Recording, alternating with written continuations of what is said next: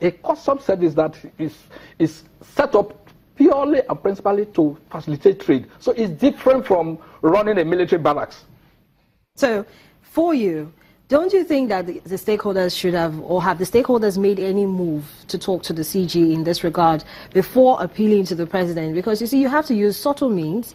This is an industry that you're very passionate about. You're talking about increase in tariffs that you really cannot, afford at this time. We're talking about poor infrastructure. The roads are bad coming into the ports and coming out of the port, so we have a congestion already. And then you're also talking about engaging the customs officers in such a way that it does not begin to affect how trade is being done. So have you actually tried to reach out to the Controller General? Let me just give you an example. Okay. About 3 weeks ago, something took me to Port Harcourt, and I had this audience with the chairman BOT of the Association of Nigerian Licensed Custom Agents, Chief Henry Njoko. And the guy, we were talking, and he said, look, he was talking about the difficulties that his association had encountered in having audience with the Controller General of Customs to have some of these things ironed out. But then it is not so in the maritime sector. I mean, in the transport sector, where Amechi has, the Minister of Transportation has had serious consultations with members of the various, stakeholders in it. But in the case of the customs, maybe the custom PRO will say that is his style. Because if you are occupying such a very sensitive position, the expectation from you is so much. Unlike if you go to NIMASA, if you go to Nigerian Ports Authority, within a period of 100 days in office of Dakuku Peter Side and the new minister, the MD of Nigerian Ports Authority, they have been able to have discussions with almost all the stakeholders, and so they are running a seamless, agency, so to speak, in those places. But it's not so in the Nigerian Customs Service, and this is an agency that is so crucial now that we're talking about a low income from oil, and so this is where people are looking at. And so, if you put a man who does not think that his own duty is to facilitate trade, that is the GOC of a barrack, then we are in trouble. We are in trouble.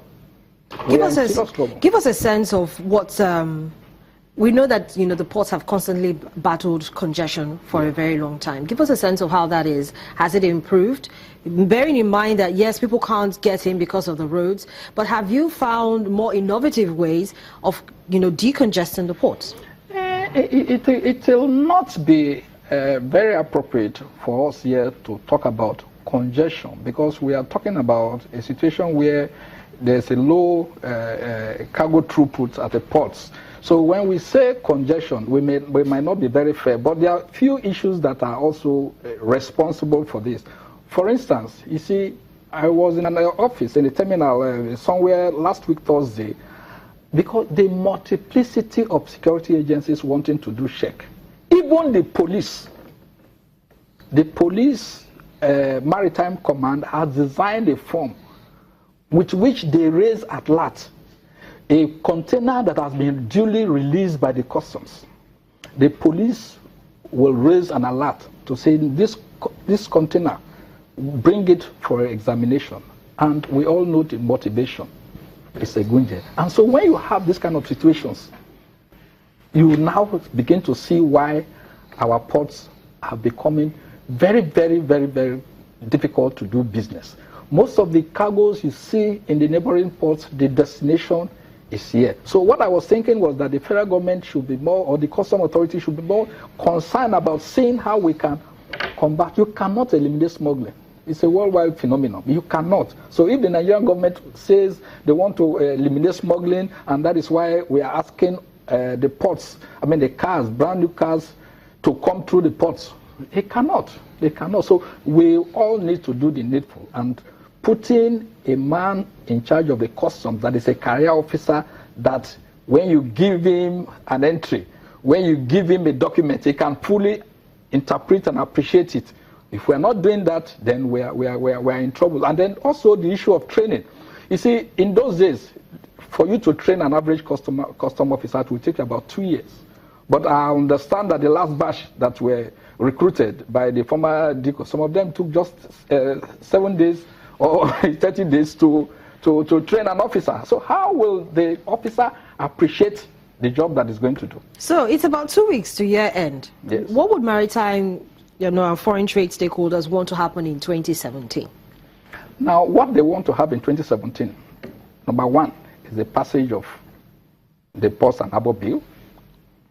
And then number two, now the Nigerian Shippers Council is now the economic regulator.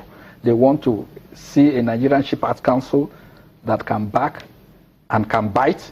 And in 2017, the maritime industry will also want to see a career officer from the ranks of the custom take over as Controller General, and that the incumbent can be given some other responsibilities where his services will be needed by Mr. President. Without, bias. He's a fine gentleman, disciplined, incorruptible, but as we speak, the man is in the wrong place. So what would the stakeholders be doing to ensure that the maritime industry actually takes its place and gives the needed revenue generation that the country needs? We'll continue to engage the government. There's no other way they can do it. We're in a democracy. So when we say engage, if there are issues arising, for instance, now from this new policy, people have written to the National Assembly to make sure that this is passed, because economically, the revenues that should be coming to us through the borders, through duties collected at the ports, at the land borders, will not be there anymore. And so there's no guarantee that we are now going to eliminate smuggling completely, because the smugglers are now going to be more daring, and then you are now exposing custom officers to danger.